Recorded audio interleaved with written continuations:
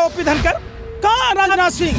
कहाँ है हेमा मालिनी जो गेहूं की बाली लेके कटाता है? कहाँ है 2.5 किलो के हाथ वाला आदमी? आज क्या 2.5 कदम नहीं चल सकता? कहाँ है अमिताभ बच्चन, अनुपम खेर, कहाँ है अजय देवगन? ये सब अन्ना हजारे कुंभकर्ण के रिकॉर्ड को पीछे छोड़ दिया।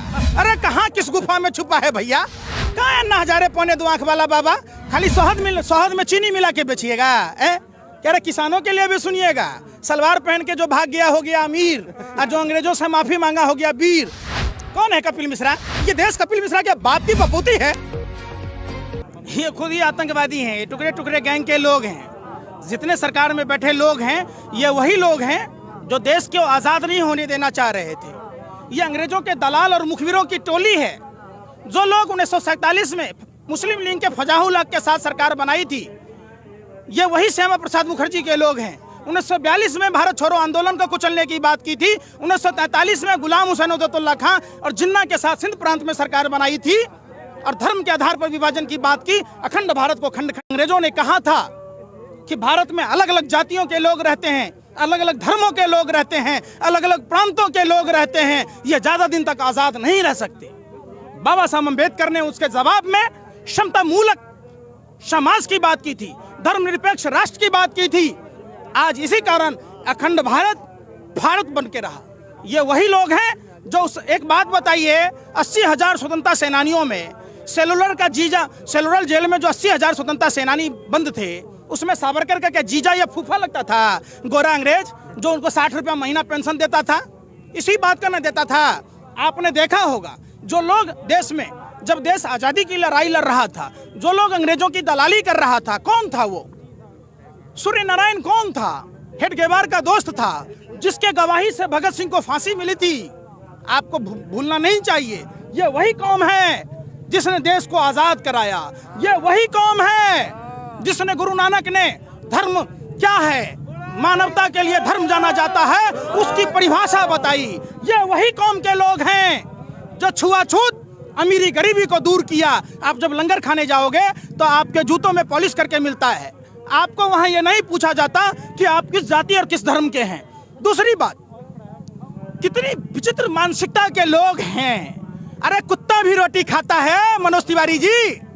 हौसली रिंकिया के पापा है जो 5 रुपया के अंडा के लिए ब्राह्मण होके बिग बॉस में छीछा लेदर करता है। अरे उस कुत्ते से सीखा होता।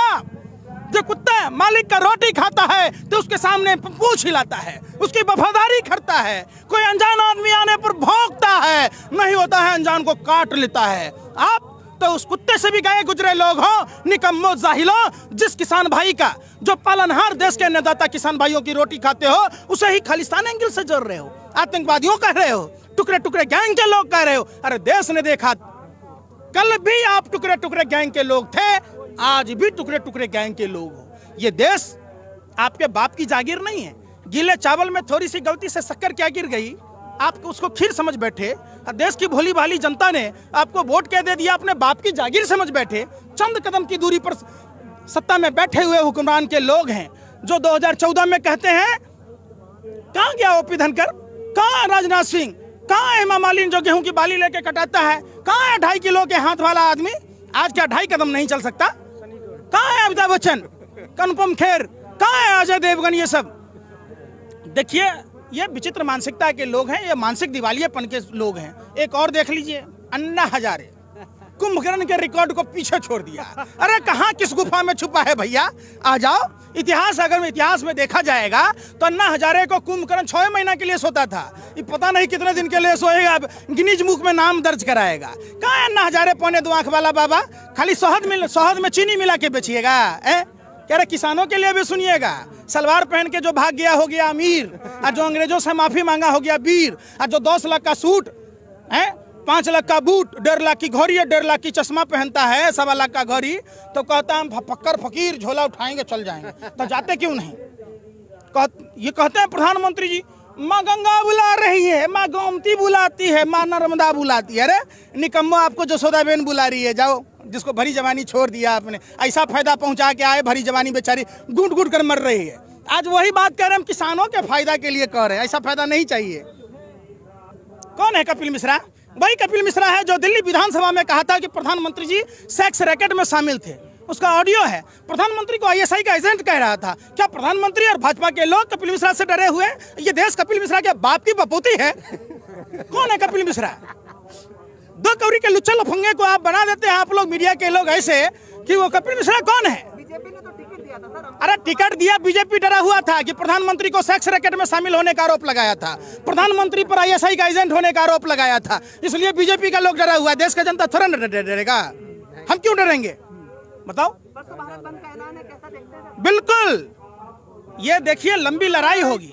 हमारे बाप दादाओं ने गोरों को भगाया था, अब हम देश की सभी आवाम को, इन काले चोरों को भगाना होगा। जितना गोरे अंग्रेजों ने देश को नहीं लूटा, उतना ये काले। एक बात बताइए, 103 साल पहले इसी गुजरात से राष्ट्रपिता महात्मा गांधी जी ने थे बिहार में, जब कॉन्ट्रैक्ट फार्मिंग चलता था, नील की खेती का विरोध किया था, आपने सुना होगा।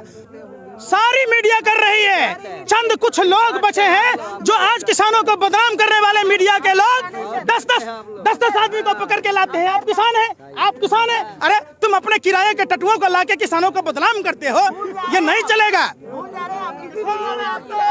बिल्कुल, रजत शर्मा, अर्नब गोस्वामी, अंजना ओम कश्यप जैसे लोगों की बात की जाती है, दीपक चौरसिया जैसे लोगों की बात की जाती है, तिहारी सुधीर आप उस समय क्यों नहीं पूछते हैं तिहारी से? उसका मालिक जी ने, उसका मालिक सुभाष चंद्रा 35,000 करोड़ रुपया लेके फुर हो जाता है। देश के नेता किसान भाई दिल्ली में नहीं आ सकते?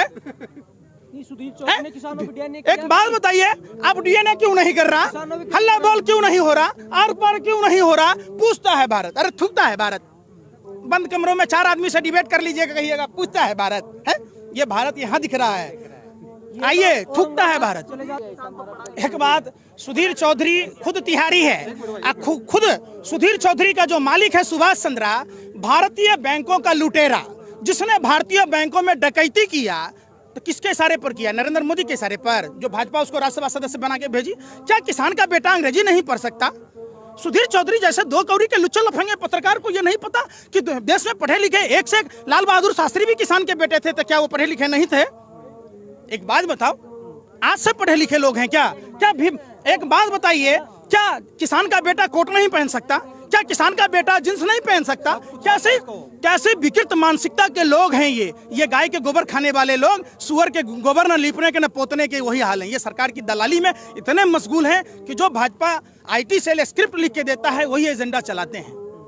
देवल बीजेपी में है ना, असर पड़ेगा ना? तारीख पर तारीख, तारीख पर तारीख, तारीख पर तारीख। अरे भैया, हल निकालना है तो जनसंवाद लगाइए ना पार्लियामेंट स्ट्रीट पर। शर्म आ रहा है क्या? दाल में काला नहीं है, पूरी दाल काली है।